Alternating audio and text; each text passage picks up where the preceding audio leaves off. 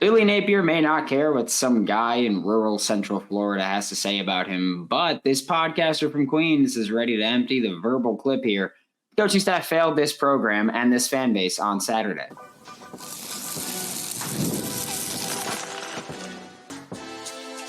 You are Locked On Gators, your daily podcast on the Florida Gators. Part of the Locked On Podcast Network, your team every day. Hello, and welcome back to another episode of Locked On Gators, part of the Locked On Podcast Network, your team every day. Thanks for making Locked On Gators your first listen of the day. Every day, we are available daily and free wherever in the podcast and on YouTube. Happy Tuesday, if you want to call it happy. I'm Brandon Olsen. Find me on Twitter at WNS_Brandon. Ultimate College Football Head Coach is a brand new mobile game that is completely free, has no ads, and is 100% playable offline. Use the promo code LOCKEDONCFB, all caps, no spaces, inside the game store to receive a free boost to your program. Begin your coaching legacy today. And we're going to start today a little bit differently. Billy Napier said something in his press conference, and I need you to hear the clip. So we are going to play the clip of what Billy Napier said in his press conference yesterday. And there are thoughts, right? Everybody's talking about it. Let's hear it. We got to go to work on the football part, and I think we got to become a more consistent team, and we have to execute better. And if we can focus on those things and not necessarily what some guy in his basement saying in, rural Central Florida on social media, then we got a chance to get better, right? So that's what Billy Napier said about, in response to, I will say this, before I even talk about my thoughts on it. Billy Napier has had his Dan Mullen recruiting question moment, right? We all know that the Dan Mullen recruiting question where he says, it's football season. We'll talk about recruiting during recruiting season. And my take on that has always been it's been overblown, that it's not taken out of context at all, but it's overblown because I think what Dan Mullen meant to say, or what he was saying there, was we're in this season. We'll talk about recruiting after this season. And here's the thing. When your program isn't, and this is a general rule for pretty much all college football coaches, but especially at a well-known national program, when your team is playing poorly and you're struggling doing things, you can't say stupid things. And that's what Dan Mullen did, right? What Dan Mullen, again, in my opinion, what Dan Mullen meant was, it's in the season. We'll talk about recruiting after the season. Plain and simple. That's fine, right? But when your team's struggling and your recruiting's not going well, you can't say stupid things. I will say, I think it's a fair policy if someone were to say, hey, we're not going to talk about the recruiting process during the season. It's not saying that we're not recruiting. We're just not going to talk about that during press conferences and all that, which I understand. That's fair. In my opinion, I think that's fair. Billy Napier was responding to a question about negativity and backlash from just an absolute whooping on Saturday afternoon, right? And so Billy Napier's response, really, I don't think 90% of it was that bad.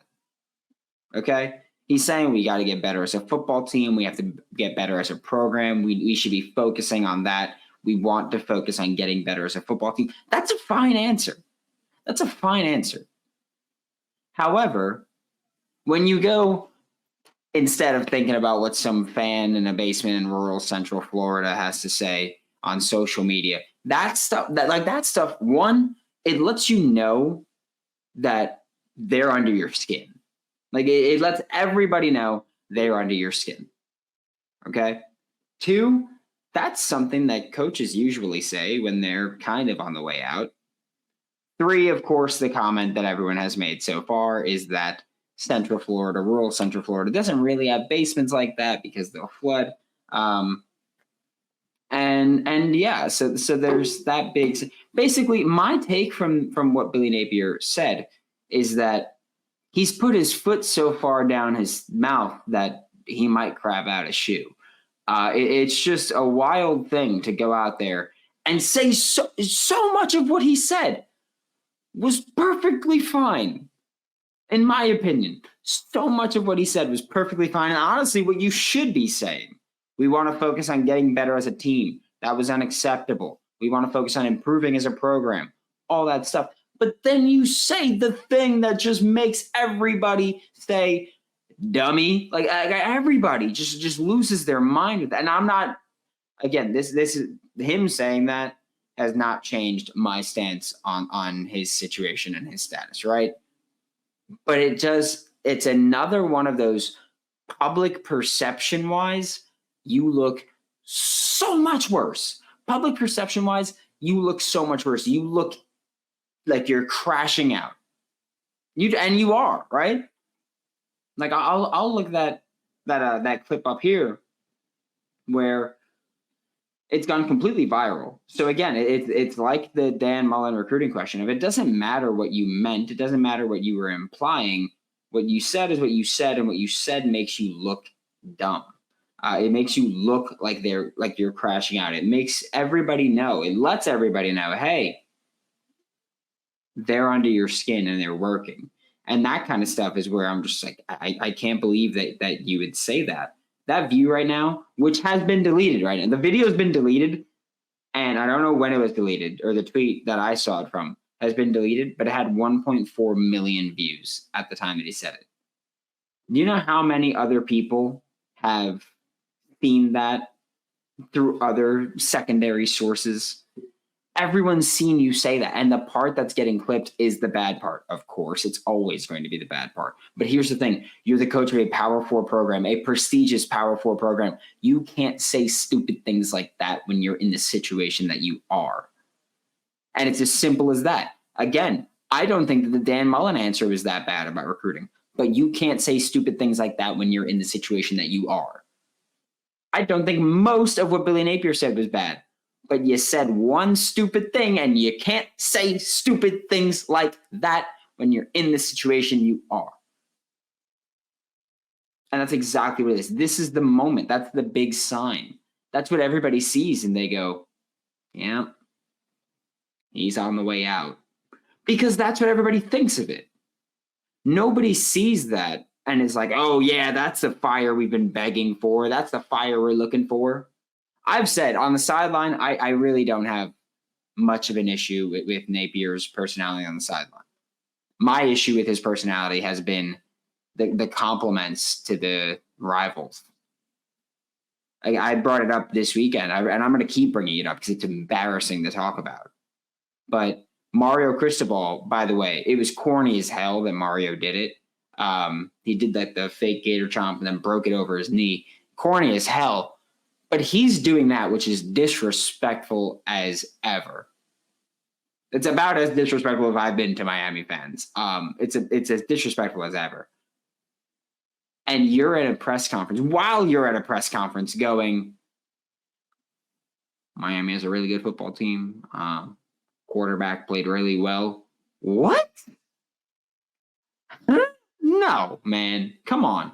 Like, and here's another thing. This is Florida. We're supposed to, like I don't know. I think of Florida as a rather rowdy reptiles, right? As a rather aggressive fan base, trash talking fan base, all that stuff. And you're not matching that at all by going, oh, hey, yeah, you know what? Hell of a game, hell of a team that he's built there. The guy that just chomped and broke it over his knee, and the guy that's going to talk so much trash, which he did in the post-game speech, all that stuff. Like you can't go out there and then say stupid things after that in a Monday presser. Like, oh, well, we want to focus on that and not what some guy from Central Florida in a basement saying. I understand what Billy Napier's saying there. Because, again, the question was kind of leading to how do you deal with the backlash and all that. But, again, you're a guy that's making well over $7 million this year. You need to not say dumb things. You need to not do that. And again, I'm not saying you need to all of a sudden be fired up. I don't want you to fake it. But I'm saying you can't say stupid things. And what you said was a really, really stupid thing. But don't worry. It wasn't only in the press conference where the coaching staff failed Florida. It was also on the football field. We'll talk about that next on Locked On Gators. Hey, Locked On Gators fans. I want to take a moment to give you a heads up on a brand new mobile game that I think you're going to love as much as I do. Ultimate College Football Head Coach, Ultimate College Football HC. In this amazing game and simulation, you get to step into the shoes of a head coach and lead your football program to glory. Yeah, Gators fans. That means, especially because these next few months might get a bit rough. If you want to take over the coaching staff, run your more spread offense that everybody asks for, go ahead and do that. And of course, we have a special offer for our Locked On Gators fans. Use the promo code LOCKEDONCFB, all caps, no spaces, inside the game store and receive a free boost to your program. The first time I did it, I forgot to do it until season 3, and it helped a ton for me. So it could help right away. It could help later on. Make sure to take advantage of this perk, as it will get your team off to a strong start or give you a little juice there. To download the game, just visit ultimate-cfb.com or look it up on the App Store. It's Ultimate College Football Head Coach. Begin your coaching legacy today. Thanks for making Locked On Gators your first listen of the day every day. We are available daily and free wherever you listen to the podcast and on YouTube. And like I said, this Florida Gators coaching staff, they failed on Saturday. There's no other way to put it. And I'm not trying to be overreacting to it, we'll say. I'm not trying to overreact to the game. However, my take since the end of last season, when people started calling for Billy Napier's head when the recruiting class fell apart, I had one take on it. And that take has remained consistent throughout.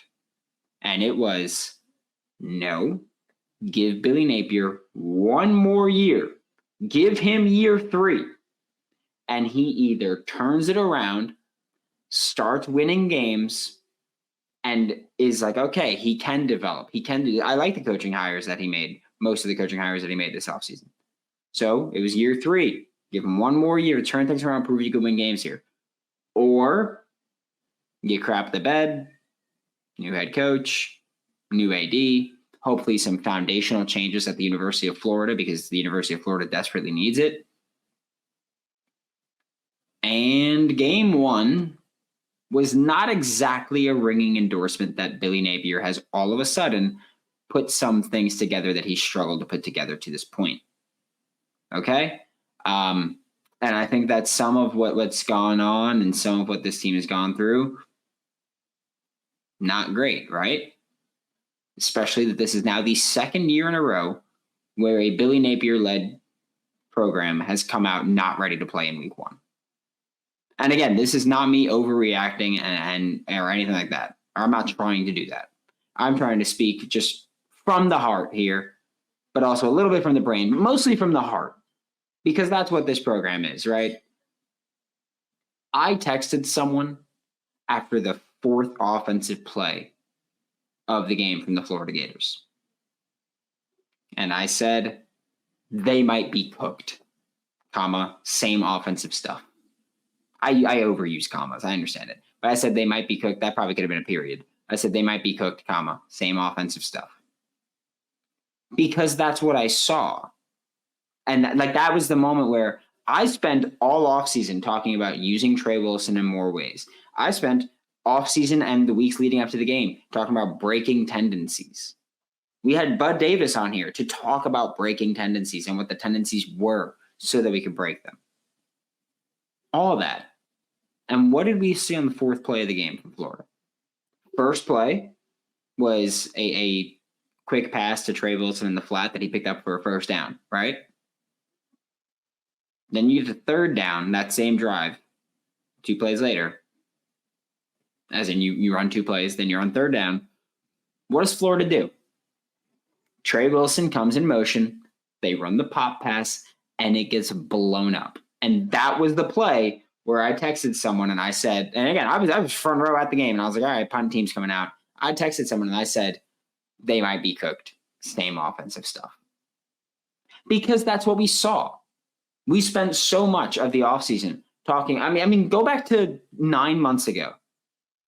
I guess 9.5 months ago. And we're talking about offensive coordinators.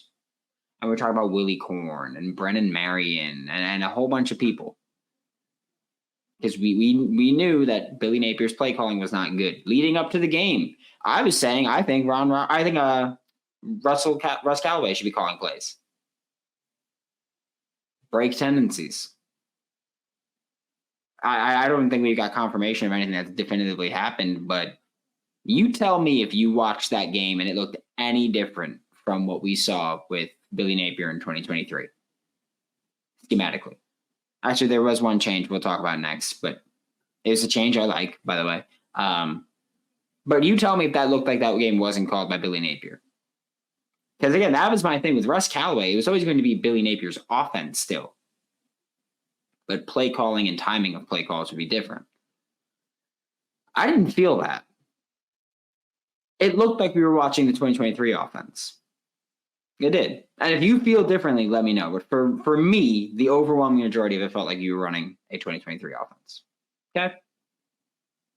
Then also, you can look at the undisciplined play from Florida, which, by the way, I don't know who asked the question yesterday, where they said, the NFL fines players for roughing the passer.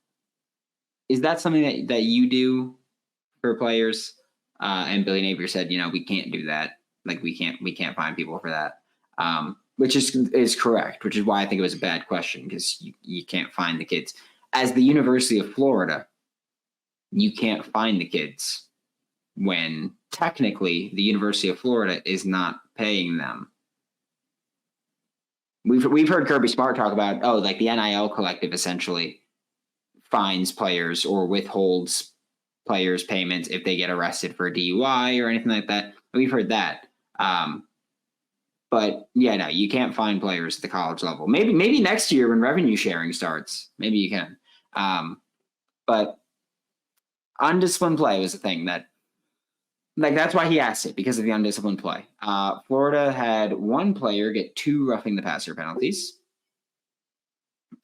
Justice Boone had 2 roughing the passer penalties, and it was just bad. I sent out a note to the Subtext Insiders yesterday where I was like, you know what, I'm good. Like I don't need to see more of him. I think I've always been skeptical of Justice Boone. I've said, the hype comes around every year, and every year I say, I haven't seen it that made it pop to me. The 2 roughing the passer penalties were just, you can't do that. And the first one led to a touchdown. It did. The first roughing the passer penalty led to a touchdown. It was on that first drive, senseless roughing the passer, and leads to a touchdown. I think the next play, maybe 2 plays later, that can't happen. The coaching staff had guys not ready to play, had you committing roughing the passer penalties. The coaching staff had, again, guys go back out on the field when they should not have touched the football field, specifically Damian George and Cameron Waits. I'm not going to let that go. I know that there's going to be people who will let that go. Like there's going to be people who will say, all right, like it happened, we talked about it, let it go. I won't let it go. I refuse to let that play go of that bull crap that we had to sit through, of watching Graham Mertz throw a bad interception and then watching Damian George and Cameron Waits not give effort. I've said it before. I said it again yesterday in a Twitter space. I said it yesterday on the show. I said it today, and I'll say it again. They would never touch a football field for me again if I was a coach. That might be too harsh. I don't care. As senior players, Cam Waits is thought of as like unknown still. He's been in college for 4 years. This is his 3rd year at the University of Florida. He had a year at Louisiana. He's been in college for 4 years. Damian George on year 5? That is just, no, you should not be on the field. You should know better by now. You're an SEC athlete. You should know better by now. To give that lack of effort, and again, I've said this, I know some people think I'm being dramatic with it. you would never touch a football field for me again if I was a coach. I know I'm not a coach, and I'm never going to be a coach, right? Maybe high school at some point, but I'm never going to be a college coach, right? But if you give that kind of effort for me, you'd never touch a football field again, ever. And I promise you, NFL teams that, although many of them did not have either of those players on their board before, I promise you NFL teams, which had a lot of scouts in that game, scratch that name off. No effort. That's going to be low character marker. Scratch that name off. If you're finding a 7, because neither of them are great either, right? So NFL teams are going to be looking at, well, bottom of the roster. Do we want a bottom of the roster guy that is lazy? No? Okay, take him off the list then. And Florida's coaching staff had some things they did right. Some things they did pretty poorly, in my opinion. Play calling wise, we'll talk about that next on Locked On Gators. I don't know about you, but I get tired after lunch every time I eat. If you do, you're not alone. Research shows that more than 70% of us hit a wall after lunch. Let a 5-hour energy shot help you leap over that wall instead of crashing into it like so many of us do. I have done it as well. Like I said, I drink a 5-hour energy after lunch so I can springboard right over that wall. And I need to. With zero sugar and a convenient portable size, it's a perfect pick-me-up for getting stuff done. The 5-Hour Energy website has flavors galore like watermelon, tropical burst. I've said grape is my favorite, and I'm pretty sure yesterday someone left a comment that grape is the best for them too. It's just the best. I don't know what to tell you. Grape just slaps. If you go to 5-Hour Energy, so the number 5hourenergy.com, and get some 5-Hour Energy product a day, you can use our promo code LOCKEDONCFB to receive 20% off your order. This offer is only valid until September 30th. So this month, September 30th, on one order and cannot be used with other promotions. The code is not good on subscription orders. Go to 5hourenergy.com today. Thanks for making Locked On Gators your first listen of the day every day. We are available daily and free breakfast in the podcast and on YouTube. And like I said, the coaching staff did some things play calling wise that I liked, some that I didn't. One thing they did, which is something that I've talked about all offseason, was the implementation of more gap run game, right? Of saying, hey, let's run more gap game. I thought Florida was pretty good at it last year. I thought their offensive line was pretty built for it last year. Last year, these numbers are according to PFF. According to PFF, last year, Florida ran 228 zone runs, okay? They ran another 99 gap runs, okay? 27 scrambles. But 228 zone runs, 99 gap runs. I will do the math for you right now. 0.7% of their runs were zone runs last year. 69.7% of their runs were zone runs last year. On Saturday, they had 9 carries that were zone runs and 9 carries that were gap runs. Way more balanced, right? They also had 3 scrambles. That was something that I talked about so much this offseason, was that your team has kind of been built like that. I understand you want to run the 49ers, Shanahan, the Rams, McVay kind of stuff. Sean McVay, 2022 ran more wide zone, outside zone than anybody else in the NFL. And in 2023, he ran more duo than anybody else in the NFL.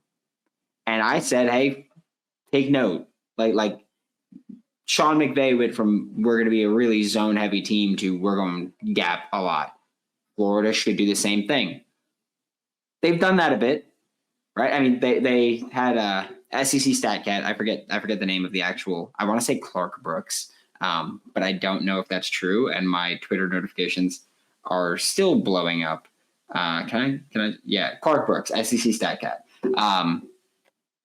He said that was the first time in Napier's tenure that Florida ran pin pull. And if you know the play, you know the play. Pin pull, Florida ran it, and that was a 71-yard touchdown. Okay, you know what? We're going to be right back. I'm going to go grab the whiteboard, and we're doing it. If you're watching on YouTube, you're going to see the whiteboard. If you're listening on audio, it's not going to be long. We've drawn up the pin pull game. So what you see here is we got quarterback, halfback, Tight end outside of the left tackle. Tight end hammers down on the D end.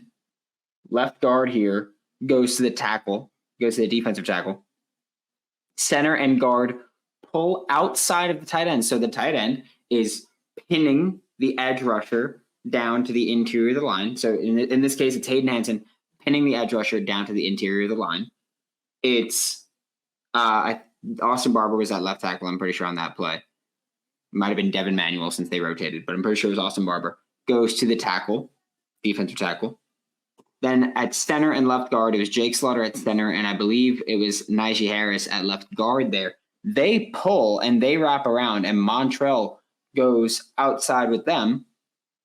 And then you've got either of your pullers can take out the nickel or a linebacker coming in, but you've got two lead blockers there that can help you out and can lead the way there. And so that's one of those runs where Florida should be introducing those. We also saw quite a bit of counter runs in there.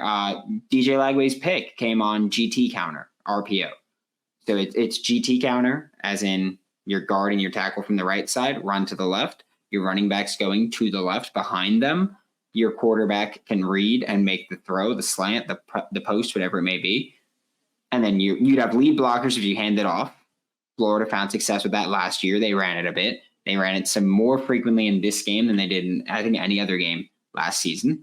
So we saw that. The issue I have there is that they ran that pin pull play with 3 minutes left in the first half, scored a 71-yard touchdown on it, and didn't run it a single time the rest of the game.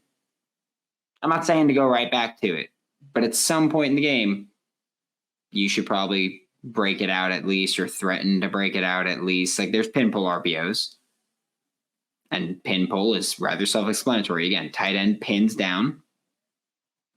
The two linemen pull. I mean, you can see it with both guards pulling and the center taking on a D tackle so that he doesn't blow up the play. There's a lot of variations of it.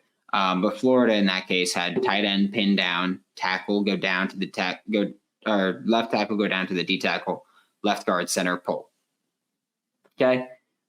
Defensively, I have an issue with what we saw on the edge, because one of the reasons, and I'm going to bring this player up, and I know a lot of you are going to be mad at me bringing this player up, Princely Umanmiele.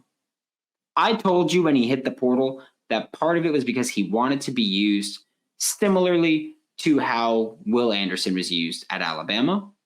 And so he was going to Pete Golding, who was the defensive coordinator at Alabama when Will Anderson was there. Okay?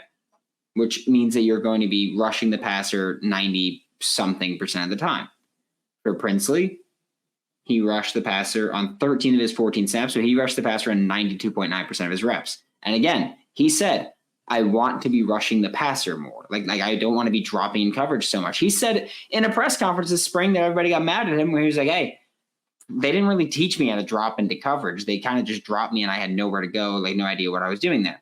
TJ Searcy dropped into coverage on 36.5% of his times of his pass rushing snaps. Sorry, pass rushing snaps exclusively, not just total snaps. But yeah, it's stuff like that. That's just what is going on there. TJ Searcy, 37.5% of times. 37.5% of his pass rushing snaps or pass defense snaps, TJ Searcy was dropping in coverage. That means he rushed the passer 62.5% of the time. Not nearly frequently enough. Just being completely honest about it, not nearly frequently enough. George Gums only dropped into coverage one time, and that was when he was playing slot. George Gums and TJ Searcy had one play on the first drive, actually, where Justice Boone got the roughing the passer call. On that play where they had just 3 rushers and 8 in coverage, George Gums lined up at the slot on one side, TJ Searcy lined up in the slot on the other, and they dropped into coverage. That was the only time George Gums dropped into coverage. TJ Searcy dropped into coverage 8 other times. Justice Boone dropped into coverage twice. Tyreek Sapp dropped into coverage twice, which I don't have many issues with that. You know, a couple times a game is fine. But I think TJ Searcy, the guy that you're expecting to be your best pass rusher, the guy who had tied for the most pressures on the team, and you had him dropping into coverage a bunch.